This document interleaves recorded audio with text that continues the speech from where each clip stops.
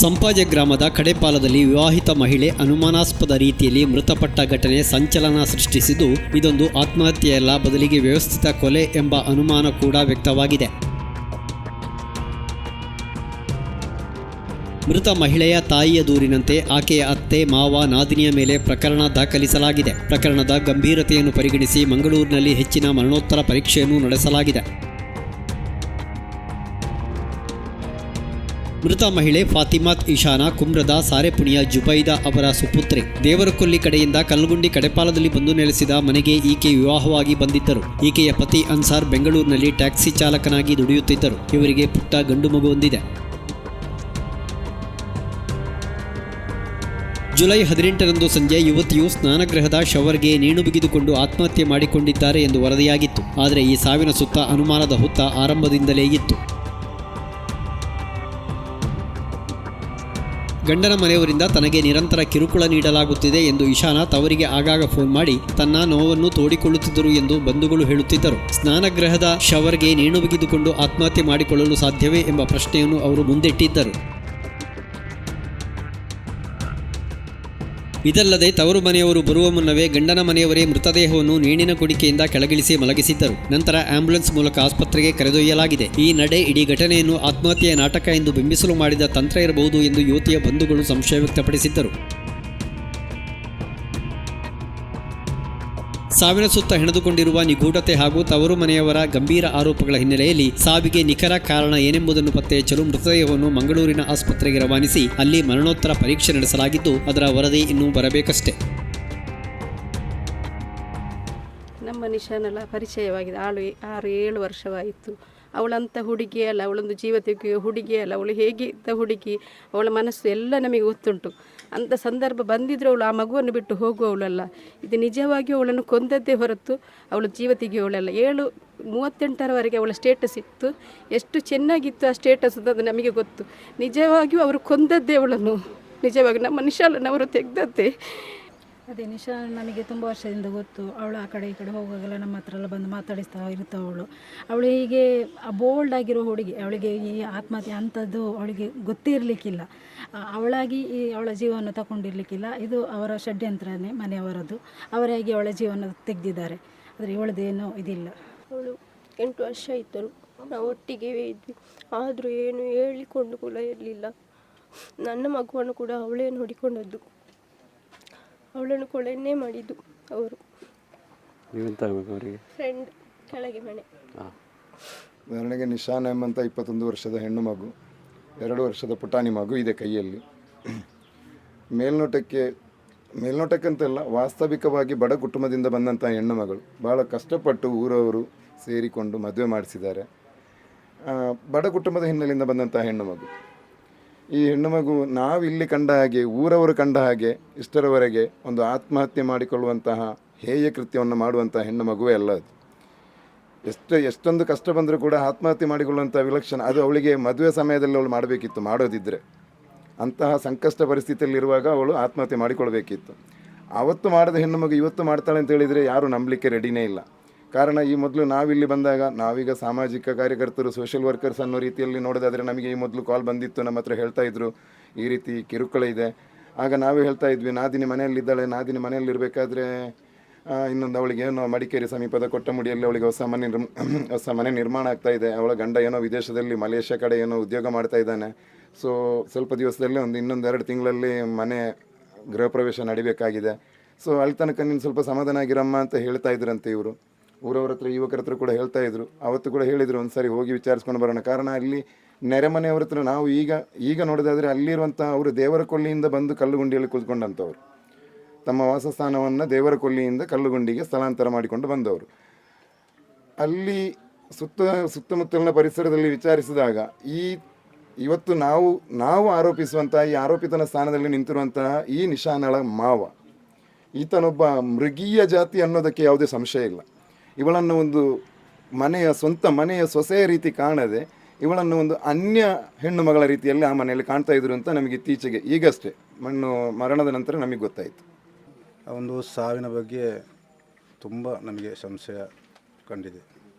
ಯಾಕೆಂದರೆ ನಾವು 4 ವರ್ಷದ ಹಿಂದೆ ಅವಳನ್ನು ನಮ್ಮ ಯುವಕರು ಎಷ್ಟೋ ಕಷ್ಟಪಟ್ಟಿದ್ದಾರೆ, ಅದಕ್ಕೆ ನಾವೇ ಸಾಕ್ಷಿ. ಯಾಕಂದರೆ ಇವರು ಬಡ ಕುಟುಂಬದವರು. ಮದುವೆ ಆದ ನಂತರ ಒಳ್ಳೆಗೆ ಚೆನ್ನಾಗಿ ಇದ್ದರು. ಮತ್ತು ಗಲ್ಫಿಗೆ ಹೋದ, ಆಗಾಗ ಮಸೀದಿಗೆಲ್ಲ ಇಲ್ಲಿ ಬಂದಾಗ ಬರ್ತಿದ್ದ. ನಾವು ಕೇಳ್ತಿದ್ದೆವು, ಹೇಗಿದೆ, ಆರಾಮ ಎಲ್ಲ ಹೇಳ್ತಾ ಇದ್ದ. ಆದರೆ ಅವನು ಗಲ್ಫ್ ಬಿಟ್ಟು ಇಲ್ಲಿ ಬ್ಯಾಂಗ್ಳೂರಿಗೆ ಜಾಬಿಗೆ ಬಂದ ಮೇಲೆ ಈ ಕಿರುಕುಳ ಮತ್ತೆ ಜಾಸ್ತಿ ಆಯಿತು. ಯಾಕೆಂದರೆ ಅವ್ರ ಮನೆಯಲ್ಲೂ ಹೇಳ್ತಾ ಇದ್ದರಂತೆ, ನೀನು ಯಾಕೆ ಹೋಗೋದಿಲ್ಲ ಅಂತ.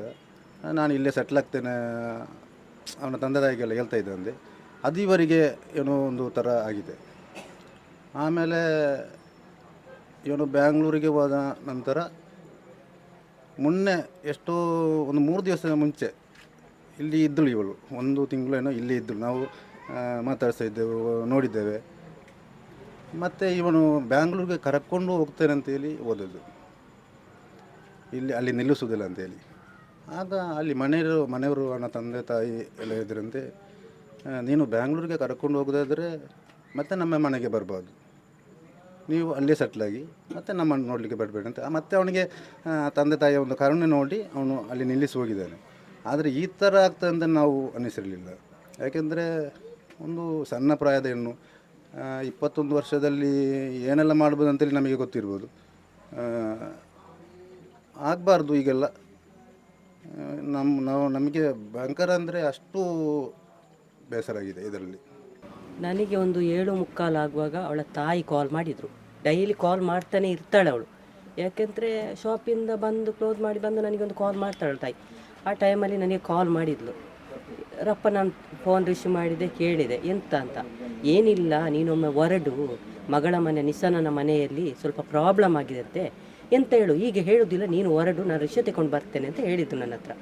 ಆವಾಗ ಆಯಿತು ಅಂತ ಹೇಳಿ ನನ್ನ ಮನೆಗೆ ರಿಕ್ಷಾ ತಗೊಂಡು ಬಂದಳು. ನಾನು ರಿಕ್ಷಾದಲ್ಲಿ ಹೋಗಿ ಸುಳ್ಯದಿಂದ ಸ್ವಲ್ಪ ಮುಂದೆ ತಲುಪುವಾಗ ಅವಳು ಕಾಲ್ ಮಾಡಿದ್ಲು. ಅಮ್ಮ ತೆಗೆದಾಗ ಕೇಳಿದ್ಲು, ಯಾರೆಲ್ಲ ಬರೋದು, ಎಲ್ಲಿಗೆ ತಲುಪಿದಿರಿ? ಆಗ ನಾನು ಸುಳ್ಯ ತಲುಪಿದ್ದೇನೆ, ಬರ್ತಾ ಇದ್ದೇನೆ. ಯಾರೆಲ್ಲ ಬರ್ತೀನಿ? ನಾನು ಮತ್ತು ಅನ್ನ ತಾಂಟಿ ಬರ್ತಾ ಇದ್ದೇವೆ. ಕಟ್ಟು ಮಾಡಿ ಒಂದು 10 ನಿಮಿಷ 15 ನಿಮಿಷ ಬಿಟ್ಟು ನೋಡುವಾಗ ಅವಳ ನಾದಿನಿ ಕಾಲ್ ಮಾಡ್ತಾಳೆ. ಕಾಲ್ ಮಾಡಿ ರಿಸೀವ್ ಮಾಡಿ ಇವಳು ರಿಸೀವ್ ಮಾಡಿದ್ಲು ತಾಯಿ. ಮಾಡುವಾಗ ಹೇಳಿದ್ಲು, ಅವಳು ಡೋರ್ ಲಾಕ್ ಮಾಡಿದ್ದಾಳೆ, ಮಗು ಒಳಗಡೆ ಉಂಟು, ಮಗು ಅಳುತ್ತಾ ಉಂಟು. ಅದಕ್ಕೆ ಇವಳು ಹೇಳಿದ್ದು, ನನ್ನ ಮಗಳನ್ನು ಕೊಂದಿರಲ್ಲ ಅಂತ ನನಗೆ ಕಾಲ್ ಕೊಟ್ಟಳು ಅವಳು. ಇವಳಿಗೆ ಮತ್ತಿಲ್ಲ ಆ ಟೈಮಲ್ಲಿ, ನನಗೆ ಕೊಟ್ಟಳು. ಕಾಲ್ ಕೊಟ್ಟಾಗ ನಾನು ಹೇಳಿದೆ, ಆಯಿತು ನೀವು ಹೇಳಿ ಕೊಂದಿರಲ್ಲ ಅಂತ ಹೇಳಿದೆ. ಅವಳು ಫೋನ್ ಕಟ್ ಮಾಡಿದ್ಳು. ಫೋನ್ ಕಟ್ ಮಾಡಿ ನಾವು ಹೋಗಿ ತಲುಪುವಾಗ ನಮ್ಮ ಮುಂದೆಯಿಂದ ಒಂದು ಬೈಕಲ್ಲಿ ಒಂದು ಜನ ಹೋಗ್ತಾ ಉಂಟು. ಮನೆಯಲ್ಲಿ ಯಾರು ಅವರೇ ಮಾವ, ಅತ್ತೆ, ನಾದ್ನಿ ಮತ್ತು ಒಂದು ನೆರೆ ಒಂದು ಮನೆ ಹುಡುಗಿ ಇದ್ದಾಳೆ. ಬಾಡಿ ಬಂದು ಇದು ಜಗಲಿಯಲ್ಲಿ ಉಂಟು, ಸಿಟ್ಔಟ್ ವಾಲಲ್ಲಿ ಮಲಗಿಸಿ ಉಂಟು. ಅದು ಮಲಗಿಸಿದ್ದು ಹೇಗೆ ಅಂತ ಹೇಳಿದರೆ, ಅವರು ಅಲ್ಲೇ ಸೂಸೈಡ್ ಅವಳು ಮಾಡಿದರೆ ಅಲ್ಲೇ ಇರಬೇಕಿತ್ತಲ್ಲ, ಕೆಳಗೆ ತಂದು ಎಂತಕ್ಕೆ ಮಲಗಿಸಿದ್ದು? ಕೆಳಗೆ ಉಂಟು ಬಾಡಿ. ಅದು ಬಾಡಿ ನಾವು ತಂದು ಮಲಗಿಸಿದಾಗೆ ಉಂಟು. ಕೈ ಕಾಲೆಲ್ಲ ಬಿಟ್ಟು ಮತ್ತು ತಲೆ ಕೂದಲೆಲ್ಲ ಫುಲ್ಲು ಒದ್ದೆ ಆಗಿದೆ. ತಲೆಯಲ್ಲಿ ಕೂದಲು ಫುಲ್ಲು ಒದ್ದೆ ಆಗಿದೆ, ದೊಡ್ಡ ಕೂದಲು ಅವಳದು ಫುಲ್ಲು ಒದ್ದೆ ಆಗಿದೆ. ಆಗ ನಮಗೆ ಆಗಲೇ ಡೌಟ್ ಬಂತು. ನಾನು ಇದು ಎತ್ತಿ ಮಡ್ಲಲ್ಲಿಟ್ಟು ನೋಡುವಾಗ ಯಾವುದಿಲ್ಲ, ಬಿಸಿ ಉಂಟು ಬಾಡಿ, ಆದರೂ ಹೋಗಿದೆ ಅದು. ಅದಕ್ಕೆ ನಾನೆಂತ ಮಾಡಿದೆ, ಆಂಬುಲೆನ್ಸ್ ಅಷ್ಟೊತ್ತು ಆಂಬುಲೆನ್ಸ್ ನಾವು ಆಟೋ ನಿಲ್ಲಿಸೋ ಆಂಬುಲೆನ್ಸ್ ಬಂತು. ಇವರು ಯಾರು ಬರ್ತೀರಿ ಅಂತ ಅವಳ ಮಾವ ಕೇಳ್ತಾ ಇದ್ದಾರೆ. ಯಾರು ಬರೋದಿಲ್ಲ, ನೀವು ಕೊಂದಿರಲ್ಲ, ನೀವೇ ಕರ್ಕೊಂಡು ಹೋಗಿ ಅಂತೇಳಿ ಅತ್ತೆ ಮಾವ ಓದೋದೊಟ್ಟಿಗೆ. ನಾನು ನಿಸ್ಸನನ ಮಗುವನ್ನು ಇಟ್ಟುಕೊಂಡೆ, ನಿಸ್ಸನನ ತಾಯಿಯನ್ನು ಕರ್ಕೊಂಡೆ, ನಾನು ಆಟೋದಲ್ಲಿ ಹತ್ತಿಕೊಂಡು ನಾವು ಬಂದೆವು. ಆಮೇಲೆ ಕುರಿಂಜಿ ಹಾಸ್ಪಿಟ್ಲಿಗೆ ಬಂದೆವು. ಯಾವುದಿಲ್ಲ, ಅವಳು ಸಾಯಂಕಾಲ ಹಾಕಿದ ಬಟ್ಟೆವೇ ಅಲ್ಲ ಅದು. ಸಾಯಂಕಾಲ 6 ಗಂಟೆಗೆ ಅವಳು ಸ್ಟೇಟಸ್ ಹಾಕಿದ್ದಾಳೆ. ಆ ಬಟ್ಟೆವೇ ಅಲ್ಲ ಅವಳದು, ಅದು ಬೇರೆವೇ ಬಟ್ಟೆ ಹಾಕಿದ್ದಾರೆ ಅದಕ್ಕೆ. ರಫೀಕ್ ಅವರು ಹೋದ ಸಂದರ್ಭದಲ್ಲಿ ಅಲ್ಲಿ ಆ ಮನೆಯ ಪರಿಸ್ಥಿತಿ ಹೇಗಿತ್ತು? ನನಗೆ ದುಬೈದ ಫೋನ್ ಮಾಡಿದ್ರು ಕುಂಬರದಿಂದ, ನೀನು ಎಲ್ಲಿದ್ದೀಯಾ, ಕಲ್ಲುಂಡಿಗೆ ಹೋಗ್ಲಿಕ್ಕೆ ಬರ್ತೀಯ ಹೋಗುವಾಗ ಸುಳ್ಯ ದಾಟುವಾಗ ಫೋನ್ ಬಂತು ಅವಳಿಗೆ. ಅವಳ ಮಗಳು, ದುಬೈದ ಮಗಳು, ನೀವು ಬೇಗ ಬಾ ಅಮ್ಮ, ನಾನು ಹೋದ ಮೇಲೆ ಸಿಟೌಟಲ್ಲಿ ಜಗಲಲ್ಲಿ ಡೆಡ್ ಬಾಡಿ ಮಲಗಿತ್ತು. ಇದು ನಿಮಗೇನು ಅನಿಸಿತು? ನನಗೆ ಅದು ಕೊಲೆ ಅನಿಸಿತ್ತು. ಅದು ಬಾಡಿ ನೋಡುವಾಗ ಎಲ್ಲ ಕೂದಲ ಆಚೆ ಇತ್ತು, ಕಾಲೆಲ್ಲ ಅಗಲ ಇತ್ತು. ಮತ್ತು ಅವರು ಯಾರು ಮಾಡಲಿಲ್ಲ ಅದನ್ನು. ನಾವು ಹೋಗಿ ಆದ ಮೇಲೆ ಸ್ವಲ್ಪ ಎತ್ತ ಮೇಲೆ ಮತ್ತು ಆಂಬುಲೆನ್ಸ್ ಯಾರೆಲ್ಲ ಸಪೋರ್ಟ್ ಮಾಡಿದ್ರು ನಮಗೆ. ಅವರೆಲ್ಲ ದೂರ ಇತ್ತು. ನಮ್ಮ ನೋಡುವಾಗ ಒಮ್ಮೆ ಬೊಬ್ಬೆ ಹಾಕಿದ್ರು ಅಷ್ಟೇ. ಗಾಯದ ಗುರುತೇನಿಲ್ಲ. ಅವರು ಹೇಳ್ದು ಐರನ್ ಮಾಡಿ ಹಾಗೆ ಇರಲಿಲ್ಲ, ಅದು ಹಾಗೆ ಏನಿರಲಿಲ್ಲ. ಮತ್ತು ಕೂದಲು ಆಚೆ ಇತ್ತು. ನಮಗೆ ಸಂಸ್ಥೆ ಅವರದೇ, ಅವ್ರು ಮಾಡಿರ್ಬೋದು. ಅವಳ ಮನೆಯಲ್ಲಿ ಅತ್ತೆ ಮತ್ತು ಅವರ ಹಸ್ಬೆಂಡ್ನ ತಂಗಿ ಕಿರುಕುಳ ಮಾಡ್ತಾಯಿದ್ರು. ಫಸ್ಟ್ ಏನಿರಲಿಲ್ಲ, ಅವರು ಗಲ್ಫಲ್ಲಿದ್ದಾರಲ್ಲ 3 ವರ್ಷ, ಆಗ ನಾರ್ಮಲ್ ಆಗಿತ್ತು. ಅವರು ಬಂದ ಮೇಲೆ ಶುರುವಾಯಿತು ಇವರ ಕಿರುಕುಳ. ಮಗುಗೆ ತಿನ್ನಲಿಕ್ಕೆ ಕೊಡೋದಿಲ್ಲ ಅಂತೆಲ್ಲ ತುಂಬ ಟಾರ್ಚರ್ ಇತ್ತು. ಮತ್ತು ಸಣ್ಣ ಪುಟ್ಟ ಮನೆಯಲ್ಲಿ ಇರ್ತದಲ್ಲ ಜಗಳ, ನಾವು ನಾರ್ಮಲ್ ಅಂತ ನಿಲ್ಲಿಸಿದ್ದು. ಮತ್ತೆ ಇವರು ಜಾಸ್ತಿ ಆಯಿತು. ಅತ್ತೆ ಮತ್ತು ಅವರ ತಂಗಿ ಹಿಡಿದು ಟಾರ್ಚರ್ ಮಾಡೋದು. ಎಲ್ಲಿಗೂ ಹೊರಗೆ ಹೋಗುವಾಗ, ಇವರು ಹಸ್ಬೆಂಡ್ ವೈಫ್ ಹೋಗುವಾಗ ಆಗುವುದಿಲ್ಲ ಇವರಿಗೆ, ಎಂತ ಬೇಕಾದ ಕಂಪ್ಲೇಂಟ್ ಹಾಗೆ ಹೀಗೆ ಅಂತ. ನಿಮಗೆ ನಿಮ್ಮ ತಂಗಿ ಕರೆ ಮಾಡಿ ಇದರ ಬಗ್ಗೆ ಮಾತಾಡ್ತಾ ಇರ್ತಲ್ಲ?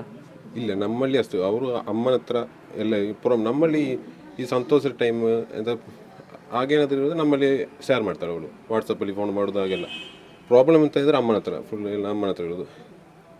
ಮತ್ತು ನನಗೆ ರಾತ್ರಿ 8-9ಕ್ಕೆ ಅವಳು ಕಾಲ್ ಮಾಡಿ, ನೀವು ಅಮ್ಮನನ್ನು ಕರ್ಕೊಂಡು ಬರಬೇಡ, ನಾನು ಇಲ್ಲೇ ಇರ್ತೇನೆ ಅಂತ ಹೇಳಿ ಕಟ್ ಮಾಡಿದಳು. ಮತ್ತೆ ನನ್ನ ಕಾಲ್ ರಿಸೀವ್ ಮಾಡಲಿಲ್ಲ ಅವಳು. ಮತ್ತೆ ಅಮ್ಮನ ಹತ್ರ ಮಾತಾಡೋದು. ಅಮ್ಮನ ಜೊತೆ ನೀವು ಕಲ್ಲಗುಂಡಿಗೆ ಯಾರು ಹೋಗಿ? ಇಲ್ಲ, ನಾನು ಪುತ್ತೂರಲ್ಲಿರೋದು. ನಮಗೆ ಅಂಗಡಿ ಇದೆಲ್ಲ, ನನಗೆ ಗೊತ್ತಿಲ್ಲ ಇದೇನು. ಅಮ್ಮ ಇಲ್ಲಿಂದ ಓಟ ಮಾಡಿ ಆಂಟಿಯನ್ನು ತಗೊಂಡು ಹೋಗೋದು ಓಟ ಮಾಡಿ. ನಾವು ಸೀದಾ ಹಾಸ್ಪಿಟ್ಲಿಗೆ ತಲುಪಿದ್ದು. ತಂಗಿಯಲ್ಲಿ ರಜೆಯಲ್ಲಿ ಇಲ್ಲಿ ಬಂದಿದ್ದರು ಮನೆಯಲ್ಲಿ.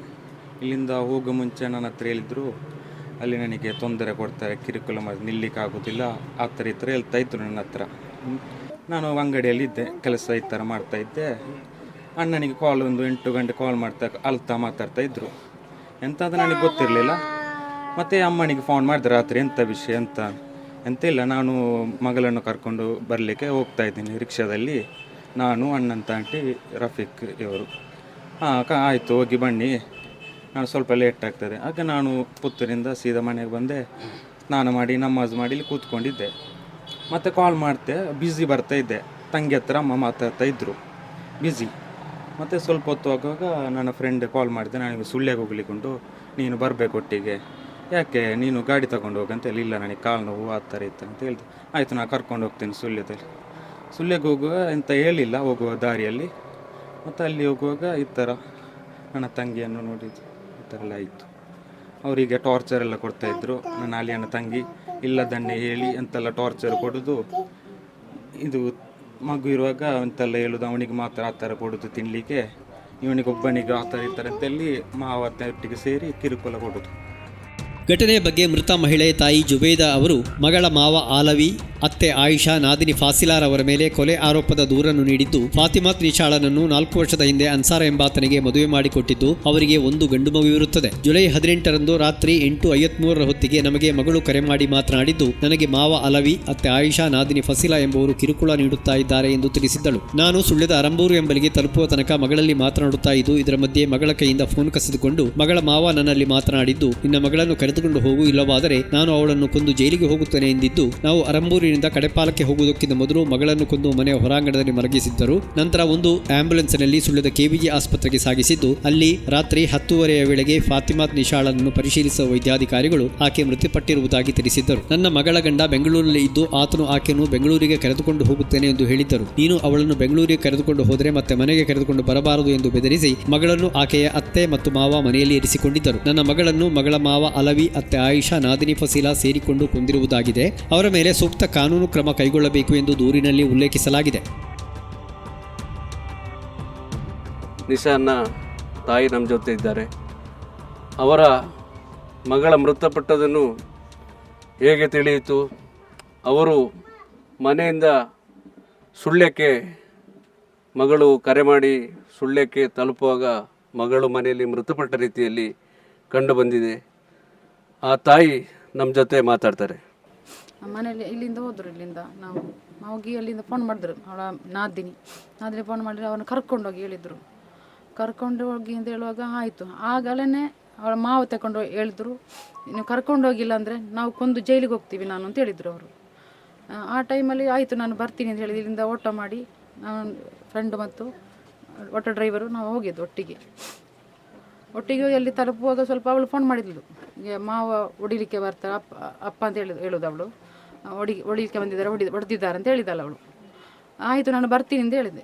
ಆಗ ಹಸ್ಬೆಂಡ್ ಫೋನ್ ಮಾಡಿದ್ದ, ಅವಳ ಅಳಿಯ ನಮ್ಮ ಫೋನ್ ಮಾಡಿ ಹೇಳಿದ್ದ, ನೀವು ಅವಳನ್ನ ಕರ್ಕೊಂಡೇ ಬನ್ನಿ ಅಮ್ಮ, ಅಲ್ಲಿ ಸ್ವಲ್ಪ ಪ್ರಶ್ನೆ ಉಂಟು, ಗಲಾಟೆ ಇದೆ, ಕರ್ಕೊಂಡು ಬನ್ನಿ ಅಂತ ಹೇಳಿದರು. ಆಯಿತು ಕರ್ಕೊಂಡು ಬರ್ತೀನಿ. ಅದಕ್ಕೆ ಅವಳು ಫೋನ್ ಮಾಡಿದ್ಲು. ನಾನು ಹೇಳಿದ್ದೆ ಅವಳ ಹತ್ರ, ನೀನು ಡ್ರೆಸ್ ಎಲ್ಲ ರೆಡಿ ಮಾಡು, ನಾನು ಕರ್ಕೊಂಡು ಬರ್ತೀನಿ ಅಂತ. ಆಗ ಫೋನ್ ಕಟ್ ಮಾಡಿದ್ಲು. ಮತ್ತು ಏನು ಸುದ್ದಿ 8:53 ಅದು. ಮತ್ತು ಸ್ವಲ್ಪ ಹೊತ್ತು 9:30 ಆಗುವಾಗ ನಾದಿನಿ ಫೋನ್ ಮಾಡಿದ್ಲು. ಅವಳು ಮಗು ಕೂಗ್ತಾ ಇದ್ದೆ, ಮೇಲೆ ರೂಮಲ್ಲಿ ಡೋರ್ ತೆಗೆಯೋದಿಲ್ಲ ಅಂತೇಳಿ. ಅನಂತರ ಮತ್ತೆ ಏನಿಲ್ಲ. 8:53ಕ್ಕೆ ನೀವು ಎಲ್ಲಿಗೆ ತಲುಪಿದ್ದೀರಿ? ಆರಂಭೂರಲ್ಲಿ ತಲುಪಿದ್ದೀರಿ. ತಲುಪಿದ್ದು. ಆಗ ಅವಳು ಫೋನ್ ಮಾಡಿದ್ದಾಳೆ? ಫೋನ್ ಮಾಡಿದ್ದಲ್ಲ, ಅವಳು ಮಾತಾಡಿದ್ದಲ್ಲ ನನ್ನ ಹತ್ರ, ಏನಿರಲಿಲ್ಲ. ಇದಕ್ಕಿಂತ ಮುಂಚೆ ಅವಳು ಈ ಗಂಡನ ಮನೆಯಲ್ಲಿ ನನಗೆ ಸಮಸ್ಯೆ ಇದೆ, ಸಮಸ್ಯೆ ನಾದಿನಿ ಮತ್ತು ಅತ್ತೆದು ಇತ್ತು. ಅವಳ ಮೈನ್ ಅವರು 2 ಜನ ಮೈನ್ ಅಲ್ಲಿ ಗಲಾಟೆ ಆಗ್ತಾ ಇತ್ತು. ಆದರೆ ಅವಳಿಗೆ ಮನೆ ಕಟ್ತಾ ಇದೆ ಈಗ. ನಾವು ಹೇಳ್ತಾ ಇದ್ದೀವಿ, ನಾದಿನಲ್ಲಿ ಸ್ವಲ್ಪ ಸಮಯ ಅಲ್ಲ, ಅಲ್ಲಿ ಮನೆ ಆಗ್ತಾ ಹೋಗ್ತದಲ್ಲ, ಮತ್ತು ಸಮಾಧಾನ ಕೂತ್ಕೊಂಡು ನಾವು ಸಮಾಧಾನ ಮಾಡ್ತಾ ಇದ್ದೀವಿ. ಅದು ಅಷ್ಟೊಂದು ಇತ್ತು ಅಲ್ಲಿ. ಅಲ್ಲಿ ಹೊಸ ಮನೆಯಲ್ಲಿ ನಿರ್ಮಾಣ ಆಗ್ತಾ ಇದ್ದದ್ದು ಅಲ್ಲಿ ಇದು ಕೊಟ್ಟಂಬಾಡಿ ನಾದಿನಿಗೆ. ನಾದಿನಿ ಇಲ್ಲೇ ಇದ್ಲು? ಇಲ್ಲೇ ಇದ್ದಾಳೆ. ಮದುವೆಯಾಗಿ ಅವರು ಇಲ್ಲೇ ಇದ್ದಾಳೆ. ಅವಳ ಮಕ್ಕಳೆಲ್ಲ ಇಲ್ಲೇ ಸ್ಕೂಲಿಗೆ ಹೋಗಿದ್ದಲ್ಲ. ನಿಮ್ಮ ಮಗಳನ್ನು ಎಷ್ಟು ವರ್ಷ ಮದುವೆ ಮಾಡಿ ಕೊಟ್ಟದ್ದು? ಅದು ನೋಡಿ ಬರುವ ಡಿಸೆಂಬರ್ 11ಕ್ಕೆ 4 ವರ್ಷ ಆಗ್ತದೆ. 4 ವರ್ಷ ಆಗ್ತದೆ. ಈ ಆರಂಭದಿಂದಲೇ ಈ ಸಮಸ್ಯೆ ಇತ್ತಾ? ಇಲ್ಲ ಏನಿಲ್ಲ, ಈಗ ಅಲ್ಲಿ ಮನೆಯಲ್ಲಿ ಅವನಿಗೆ ಏನಿದಿಲ್ಲ. ಅವಳು ಅತ್ತೆ ಮಾತ್ರ ನಾದಿನಿದ್ದು. ಆದರೆ ಇವರು ನಿಮ್ಮ ಅಳಿಯ ಅವರು ಎಲ್ಲಿದ್ರು? ಅವರು ಈಗ ಬೆಂಗಳೂರಲ್ಲಿ ಇದ್ದ, ಗಲ್ಫಲ್ಲಿ ಫಸ್ಟ್ 3 ವರ್ಷ ದುಬೈಲಿದ್ದ, ಇಲ್ಲಿ ಬಂದು ಇಲ್ಲೇ ಇದ್ದ. ಸಮಸ್ಯೆ ಜಾಸ್ತಿ ಎಲ್ಲ ಅವನಿಗೆಲ್ಲ ಗೊತ್ತಾಗಿದ್ದು. ಮತ್ತೆ ಅವನು ಇಲ್ಲಿ 6 ತಿಂಗಳಲ್ಲಿ ಮನೇಲಿ ಇದ್ದಲ್ಲ, ಅವಾಗ ಅವನಿಗೆಲ್ಲ ಸ್ವಲ್ಪ ಇತ್ತು. ಆದರೆ ಮನೇಲಿ ಇರ್ತದಲ್ಲ, ನಾದಿನೆಲ್ಲ ಆಗಿರ್ತದೆ ಅಂತೇಳಿ ನಾವು ಸುಮ್ಮನೆ ಅಷ್ಟು ಸ್ಟ್ರಾಂಗ್ ಏನಿರಲಿಲ್ಲ. ಮತ್ತು ಇವಾಗ ಅಷ್ಟಾಗ್ತಾ ಇದ್ದು. ಮತ್ತು ಮನೆ ಅವಳಿಗೆ ಮಾಡ್ತಾ ಇದ್ರು, ಹೋಗ್ತಾಳೆ ಅಂತೇಳಿ ನಾವು ಸುಮ್ಮನೆ ಆಗಿದ್ದೀವಿ. ಅವಳು ಜಾಸ್ತಿ ಇಲ್ಲಿ ಇರ್ತಳು, ಅಲ್ಲಿ ಹೋಗ್ತಾ ಇದ್ಲು, ಹಾಗೆ ಇದ್ಲು. ಅದೇ ಇದೆ ನಾದಿನಿಗೆಲ್ಲ ಹೇಳ್ತಾ ಇದ್ಲು ಸ್ವಲ್ಪ ಕಿರುಕುಳ ಉಂಟು ನನಗೆ, ಅವರು ನನ್ನನ್ನು ಒಬ್ಬಳೇ ಮಾಡೋದು, ಅವರು ಸಪ್ರೇಟ್ ಇರೋದು, ನಾವು ಮಾತಾಡಲ್ಲ ಯಾರು, ಹಾಗೆ ನಾನು ಒಬ್ಬಳೇ ಅಲ್ಲಿ ಇರಬೇಕು, ಮಗನ ಹತ್ರ ಕೂಡ ಮಾತಾಡಲ್ಲ ಅಂತ. ಮತ್ತೆ ಮುಂಚೆ ಫೋನ್ ಮಾಡಿ ಹೇಳಿದ್ದು, ಮಗನನ್ನು ನೋಡೋದಿಲ್ಲ, ಮಗನಿಗೆ ತಿನ್ಲಿಕ್ಕೆ ಕೊಡೋದಿಲ್ಲ, ನನ್ನದು ಇದಿಲ್ಲ, ಮಗಳದ್ದು ಬೇಜಾರಾಗ್ತದೆ ಅಂತ ಹೇಳ್ತಾ ಇದ್ದು. ನಿಮಗೆ ಈ 8:45ಕ್ಕೆ ಫೋನ್ ಮಾಡುವಾಗ ನಿಮ್ಮ ಮಗಳು ಎಂತ ಹೇಳಿದ್ರು? ಅಷ್ಟೇ, ನೀನು ಎಲ್ಲಿ ತಲುಪಿದ್ಯಾ ಹೇಳಿ. ನಾನು ತಲುಪುತ್ತಾ ಬಂದೆ ಈಗ ಅಂತ ಹೇಳಿದ್ರು ನಾನು. ಆಗ ಅವರು ಅಲ್ಲಿಂದ ಅವರೇನು ಮಾತಾಡಲಿಲ್ಲ, ಅವಳು ಫೋನ್ ಕಟ್ ಮಾಡಿದ್ಲು.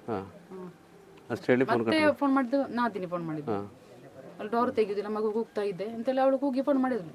ಅದು ನಾನೆಲ್ಲ ಕೊಂತ ಆಯ್ತಲ್ಲ ನೋಡಿ ಹೋಗಿ, ನನಗೆ ಮಾತಾಡ್ಲಿಕ್ಕೆ ಆಗಲಿಲ್ಲ. ಅವರು ನನ್ನ ಹತ್ರ ಮಾತಾಡಿದ್ರು, ಮತ್ತೆ ಫ್ರೆಂಡ್. ಅಲ್ಲ, ನಿಮಗೆ ಅಲ್ಲಿ ಹೋಗ್ಲಿಕ್ಕೆ ಯಾರು ಹೇಳಿದ್ರು? ನಾದಿನಿ ಫಸ್ಟ್ ಫೋನ್ ಮಾಡಿ ಹೇಳಿದ್ರು, ನೀವು ಬನ್ನಿ, ಬಂದು ಕರ್ಕೊಂಡೋಗಿ ಅಂತ. ಅದು ಆ ಫೋನನ್ನು ತೆಗೆದು ಮಾವ ಹೇಳಿದ್ದು, ನೀವು ಕರ್ಕೊಂಡೋಗಿಲ್ಲ ಅಂದ್ರೆ ನಾವು ಕೊಂದು ಜೈಲಿಗೆ ಹೋಗ್ತೀವಿ ಅಂತ ಹೇಳಿದ್ರು. ಯಾರು? ಮಾವ. ನೀವು ಕರ್ಕೊಂಡು ಹೋಗಿದ್ರೆ ಜೈಲಿಗೆ ಹೋಗ್ತೀವಿ, ನಾನು ಕೊಂದು ಜೈಲಿಗೆ ಹೋಗ್ತೀವಿ ಅಂತ ಅದು ಹೇಳಿದ್ದೆ ನನ್ನ ಹತ್ರ. ಪತ್ನಿ ಹಾಗೂ ನನ್ನ ಮನೆಯವರ ನಡುವೆ ಆಗಾಗ ಜಗಳವಾಗುತ್ತಿರುವುದು ನಿಜ. 1-2 ಬಾರಿ ನಾನೇ ಆಕೆಯನ್ನು ಅತ್ತೆಯ ಮನೆಗೆ ಬಿಟ್ಟು ಬಂದಿದ್ದೇನೆ. ಮೊನ್ನೆ ಕೂಡ ಫೋನ್ ಮಾಡಿ ನಾನು ಇಲ್ಲಿ ಇರುವುದಿಲ್ಲ ಎಂದು ಹೇಳಿದ್ದಳು. ನಾನು ಅತ್ತೆಗೆ ಫೋನ್ ಮಾಡಿ ಕರ್ಕೊಂಡು ಹೋಗಿ ಎಂದಿದ್ದೆ. ಅಷ್ಟರಲ್ಲಿ ಈ ಘಟನೆ ನಡೆದಿದೆ ಎಂದು ಅನ್ಸಾರ್ ಹೇಳುತ್ತಾರೆ. ಕಾಲ್ ಬಂತು ನನಗೆ, ತಂದೆ ಹೊಡೆದ್ರು ಅಂತೇಳಿ. ಅಷ್ಟರಲ್ಲೇ ತಾಯಿಗೆ ಕಾಲ್ ಮಾಡಿ ಕರ್ಕೊಂಡೋಗಿ ಅಂತ ಹೇಳಿದೆ ನಾನು. ತಂದೆ ಹೊಡೆದ್ರು ಅಂತೇಳಿ ಕಾಲ್ ಮಾಡಿದ್ದು? ಯಾರು ಕಾಲ್ ಮಾಡಿದ್ದು? ಅವಳ ವೈಫ್. ನಿಮ್ಮ ವೈಫ್ ನನಗೆ ಕಾಲ್ ಮಾಡಿ, ನಿಮಗೆ ಕಾಲ್ ಮಾಡಿ ತಂದೆ ಹೊಡೆದ್ರು? ತಂದೆ ಕಾಲ್ ಮಾಡಿದ್ರು, ಈ ಥರ. ತಂದೆ ಕಾಲ್ ಮಾಡಿ ಏನು ಹೇಳಿದ್ರು? ಜಗಳ ಆಯಿತು, ಅವಳನ್ನು ಕರ್ಕೊಂಡು ಹೋಗ್ಬೇಕು ಅಂತ ಹೇಳಿದ್ರು. ತಂದೆ ಕಾಲ್ ಮಾಡಿ ಜಗಳ ಆಯಿತು ಅಂತ ಹೇಳಿದ್ರು. ಮತ್ತೆ ನಿಮ್ಮ ವೈಫ್ ಫೋನ್ ಮಾಡಿ ತಂದೆ ಹೊಡೆದ್ರು ಅಂತ ಹೇಳಿದ್ರು. ತಂದೆ ವೈಫಿಗೆ ಹೊಡೆದ್ರು ಅಂತ ಹೇಳಿ? ಹೌದು. ತಂದೆಗೆ ನಾನು ಫೋನ್ ಮಾಡಿ ಕೇಳಿದೆ ವಾಪಸ್. ಹೊಡಿಲಿಲ್ಲ, ತಲೆ ನೂಕಿದ್ದೇನೆ ಅಂತ ಹೇಳಿ. ಎಸ್, ಆಗ ಹೇಳಿದ್ರು. ನಿಮ್ಮ ತಾಯಿ ಸಹ. ನಿಮ್ಮ ಸಹೋದರಿ ಇದ್ಲಲ್ಲ ಮನೆಯಲ್ಲಿ? ಹೌದು. ಅವಳು ಏನು ಹೇಳಿದ್ರು? ಏನು ಹೇಳಿಲ್ಲ. ಅವಳು ನಿಮಗೆ ಫೋನ್ ಮಾಡಲಿಲ್ಲ, ಮಾತಾಡಲಿಲ್ಲ? ನೀವು ಲಾಸ್ಟ್ ಈಗ ಮನೆಯಿಂದ ಎಷ್ಟು ದಿವಸ ಮೊದಲು ಅವಳನ್ನು ಬಿಟ್ಟು ಬ್ಯಾಂಗ್ಳೂರಿಗೆ ತೆರಳಿದ್ರು? ಇವಾಗ 13ನೇ ತಾರೀಕಿಗೆ. 13ನೇ ತಾರೀಕಿಗೆ ನೀವು 14ಕ್ಕೆ ಕರ್ಕೊಂಡು ಹೋಗಿ. ನೀವು ಇಲ್ಲಿ 1 ತಿಂಗಳು ನಿಶಾನ್ನ ಮನೆಯಲ್ಲಿ ನಿಶಾನ ಇದ್ಲು. ನೀವು ಬೆಂಗಳೂರಲ್ಲಿ ಮನೆ ಮಾಡ್ತೇನೆ ಅಂತೇಳಿ ಬೆಂಗಳೂರಿಗೆ ಕರ್ಕೊಂಡು ಹೋಗ್ತೇನೆ ಅಂತೇಳಿ ಇಲ್ಲಿಂದ ಕರ್ಕೊಂಡು ಹೋಗಿದ್ದೀರಿ? ಇಲ್ಲ, ಆ ಥರ ಮನೆಗೆ ಅಂತೇಳಿ ಕರ್ಕೊಂಡು ಹೋಗಿ. ಅಲ್ಲಿಂದ ನಾವು ಬೆಂಗಳೂರು ಹೋಗ್ತೇವೆ. ಅಲ್ಲಿ ಬೆಂಗಳೂರಿಗೆ ನಾನು ಮಾತ್ರ ಅಲ್ಲ ಬಿಟ್ಟು ಹೋಗಿದ್ದೇನೆ. ಈಗ ಅವರ ಮನೆಯವರು ಹೇಳ್ತಾರೆ ಇಲ್ಲಿ ಬೆಂಗಳೂರಲ್ಲಿ ನಾವು ವಾಸ ಮಾಡ್ತೇವೆ ಅಂತೇಳಿ. ಇಲ್ಲ, ಅದೊಂದು ಪ್ಲ್ಯಾನ್ ಹಾಕಿದಷ್ಟೇ, ರೂಮ್ ನೋಡಿ ಕರ್ಕೊಂಡು ಹೋಗ ಅಂತೇಳಿ. ಮತ್ತೆ ಅದೇ ಬದಲಾವಣೆ ಮಾಡಿ ಅಲ್ಲ ಆಗಲ್ಲ, ಸ್ವಲ್ಪ ದಿನ ಕಳೆದು ಹಾಂ, ನನಗೆ ಅಲ್ಲಿ ರೂಮ್ ಆಗಿಲ್ಲ, ಹಂಗೆ ಸ್ವಲ್ಪ ವೆಯ್ಟ್ ಮಾಡು. ಓಕೆ. ಕರ್ಕೊಂಡು ಹೋಗ್ತೀನಿ. ನೀವು ಅಲ್ಲಿ ನಿಮ್ಮ ಮನೆಯಲ್ಲಿ ಬಿಟ್ಟು ಹೌದು, ನೀವು ಹೋಗಿದ್ದೀರಿ. ಅದರ ಬಗ್ಗೆ ಏನಾದರೂ ತಕರಾರು? ಅದು ತಂದೆ ಫೋನ್ ಮಾಡಿ ಹೇಳಿದ್ರು, ಬೇಡ ಅದು ಸರಿ ಆಗೋದಿಲ್ಲ, ವಯಸ್ಸುಗಾಲದಲ್ಲಿ ನಾವು ಒಬ್ಬರೇ ಎಲ್ಲಿರೋದು, ಕರ್ಕೊಂಡು ಹೋದ್ರೆ ನೀ ಅಲ್ಲೇ ಆಗ್ತೀಯಾ, ಓಕೆ. ಹಂಗೆ ಬೇಡ ಅವಳು ಇಲ್ಲೇ ಇರಲಿ ಅಂತೇಳಿ. ಹಾಂ. ನಿಮಗೆ ತಂದೆ ಫೋನ್ ಮಾಡಿದ್ದು ಎಷ್ಟು ಗಂಟೆಗೆ ಒಂದು ಅಂದಾಜಿಗೆ ಮನೆಯಲ್ಲಿ? 9 ಗಂಟೆ. 9 ಗಂಟೆಗೆ ಟೈಮ್ ಎಷ್ಟು ಸರಿ ಗೊತ್ತಿಲ್ಲ. ಅದರ ಒಂದು ಅಂದಾಜು 9 ಗಂಟೆಗೆ ತಂದೆ ಫೋನ್ ಮಾಡಿದರು. ತಂದೆ ಫೋನ್ ಮಾಡಿ ಎಷ್ಟು ನಿಮಿಷದಲ್ಲಿ ಮತ್ತೆ ನಿಮ್ಮ ಪತ್ನಿ ಫೋನ್ ಮಾಡಿದ್ರು ನಿಮಗೆ? ನಾನು ಅವಾಗಲೇ ವಾಪಸ್ ಅವಳಿಗೆ ಕಾಲ್ ಮಾಡಿದ್ದು. ಅವಳು ಈ ಕಡೆ ಮಾಡಿಲ್ಲ, ನಾನು ಆ ಕಡೆ ಅವಳಿಗೆ ಫೋನ್ ಕೇಳಿದೆ ಎಂತ ವಿಷಯ. ಓಕೆ. ಆಗ ಅವಳು ಹೇಳಿದ್ರು ತಂದೆ ಹೊಡೆದ್ರು ಅಂತ. ಮತ್ತೆ ನೀವು ವಾಪಸ್ ತಂದೆಗೆ ಫೋನ್ ಮಾಡಿದ್ರಿ? ತಂದೆಗೆ ಫೋನ್ ಮಾಡಿ ಕೇಳಿದೆ. ಹಾಂ, ನೀವು ಹೊಡೆದಿದ್ದೀರಾ? ಆಗ ತಂದೆ ಹೇಳಿಲ್ಲ, ಸ್ವಲ್ಪ ತಳ್ಳಾಟ ಆಗಿ ಮನೆಗೆ ಹೊಡಿಯುವಾಗ ಇಡೀಲಿಗೆ ಬಂದಳು ಅವಳು. ಹಾಂ. ಯಾರ ಅಮ್ಮನಿಗೆ ಹೊಡಿಯುವಾಗ? ಯಾರು? ತಂದೆ. ಹಾಂ, ತಂದೆ ನಿಮ್ಮ ಅಮ್ಮನಿಗೆ ಹೊಡಿಯುವಾಗ ಇವಳು ಹಿಡೀಲಿಕ್ಕೆ ಬಂದರು. ಆಗ ಇವಳಿಗೆ ಏಟು ಸಿಕ್ಕಿತ್ತು ಅಂತ? ಏಟು ಸಿಕ್ಕಿತ್ತಲ್ಲ, ಹೇಳಿದೆ ಸೈಡ್ ಮಾಡಿದ್ದು ಅಂತ. ಹಾಂ. ನಿಮಗೆ ಯಾರು? ತಂಗಿ ಕಾಲ್ ಮಾಡಿಲ್ಲ. ನಾನು 2-3 ಸಲ ಕಾಲ್ ಮಾಡಿದೆ, ಅವಳಿಗೆ ಕಾಲ್ ರಿಸೀವ್ ಮಾಡಿಲ್ಲ. ಆಗ ಕಾಲ್ ರಿಂಗ್ ಆಗುವಾಗ ಅವಳು ತೆಗೆದು ಈ ಥರ ಆಗಿದೆ ಅಂತ ಹೇಳಿದ್ರು. ಎಂತ ಹೇಳಿದ್ಲು? ಅವಳು ತೀರಿ ಹೋದಳು, ಇದು ಸೂಸೈಡ್ ಮಾಡಿದ್ದಾಳೆ. ಹೇಗೆ ಸೂಸೈಡ್ ಮಾಡಿ? ಅಲ್ಲೇ ಸ್ಟ್ಯಾಂಡಿಗೆ ಹಾಕಿದ್ದಾಳೆ ಅಂತ ಹೇಳಿದ್ರು. ಸ್ಟ್ಯಾಂಡಿಗೆ? ಆಗ ನಾನು ಕೇಳಿದೆ, ನೀವೆಂತ ಮಾಡಿದ್ದೀರಿ ಅಂತ ಹೇಳಿದೆ. ಆಗ ಬೇಗ ಆಸ್ಪತ್ರೆಗೆ ಕರ್ಕೊಂಡು ಹೋಗಿ ನಾನು ಹೇಳಿದೆ, ಸ್ವಲ್ಪ ಜೀವ ಇದ್ದರೆ ಏನಾದರೂ ಉಳಿಸ್ಬೋದಲ್ಲ ಅಂತೇಳಿ. ಅದು ಟಾಯ್ಲೆಟಲ್ಲಿ ಆ ಥರ ಸ್ಟ್ಯಾಂಡ್ ಇತ್ತ? ಆಯಿತು. ಯಾವ ಸ್ಟ್ಯಾಂಡ್ ಅದು? ಅದೇ ಟವಲ್ ಹಾಕೋದು. ಟವಲ್ ಹಾಕೋ ಸ್ಟ್ಯಾಂಡಿಗೆ ಅದೇ ಇರೋದಲ್ಲಿ ಹ್ಯಾಂಗ್ ಮಾಡಿದ್ದಾರೆ ಅಂತ ಅವ್ರು ಹೇಳಿದ್ರು. ಈ ದೂರಿನಂತೆ ಮೂವರ ವಿರುದ್ಧವೂ ಸುಳ್ಳ ಠಾಣೆಯಲ್ಲಿ ಪ್ರಕರಣ ದಾಖಲಿಸಲಾಗಿದ್ದು ಕಡೆಪಾಲದ ಅವರ ಮನೆಗೆ ಪೊಲೀಸ್ ಕಾವಲು ಇರಿಸಲಾಗಿದೆ. ಅಡಿಷನಲ್ ಎಸ್ಪಿ ಅನಿಲ್ ಭೂಮರೆಡ್ಡಿ ಸಹಿತ ಹಿರಿಯ ಅಧಿಕಾರಿಗಳು ಘಟನೆಯ ಬಗ್ಗೆ ಮಾಹಿತಿ ಪಡೆದಿದ್ದಾರೆ.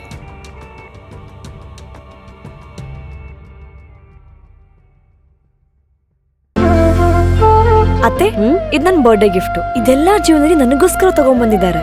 ನಿನ್ ಮೇಲೆ ತುಂಬಾ ಚೆನ್ನಾಗಿ ಕಾಣುತ್ತೆ. ಇದು ತುಂಬಾ ಚೆನ್ನಾಗಿದೆ ಅಲ್ವಾ? ತುಂಬಾ ಚೆನ್ನಾಗಿದೆ.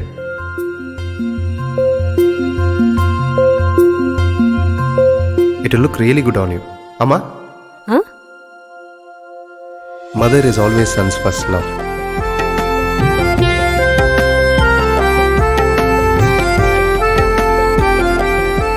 ಪ್ರತಿ ಪೀಳಿಗೆಯ ಪ್ರೀತಿಯ ಮಳಿಗೆ ಜಿಎಲ್ ಆಚಾರ್ಯ ಜ್ಯುವೆಲರ್ಸ್.